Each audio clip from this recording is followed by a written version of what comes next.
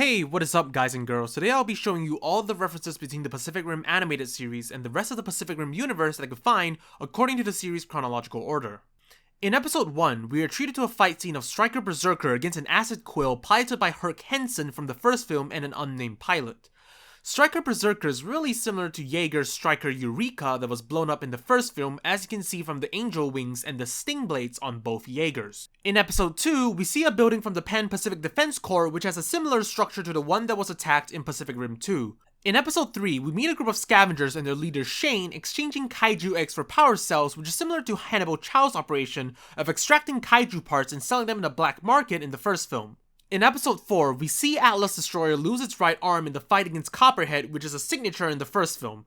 In episode 5, we see a list of pilots with solo piloted a Jaeger when Taylor attempts to ghost drift. On the top of that list, we have Stacker Pentecost, who was forced to solo drift in the fight against Onibaba as her co-pilot Tasman lost consciousness during combat. This is confirmed in the comic and the film, as the resulting exposure to the reactor is what gave Pentecost terminal cancer, which we see in the scene where Pentecost explains to Raleigh that the Mark I Jaegers were built with no radiation shielding. Next up, we have Herc Henson, who we see solo piloting Striker Berserker at the start of the film, and is ultimately who Taylor chose to ghost drift. Lastly, we have Raleigh Beckett, who solo drifted in the opening fight against Knifehead in the first film after his brother was ripped out. In episode 6, we see a breach opening up right below Atlas Destroyer, and this has been deemed to be a common occurrence in the animated series, unlike the films where breaches were harder to come by. Later on in the Boneyard, Loa scans the remains of 3 kaijus, namely Leatherbacks, Slatons, and Mutavores, all of which were present in the first film. They then scan the remains of Jaegers, which were identified to be November Ajax, a Mark VI Jaeger that incapacitated Scrapper in the second film.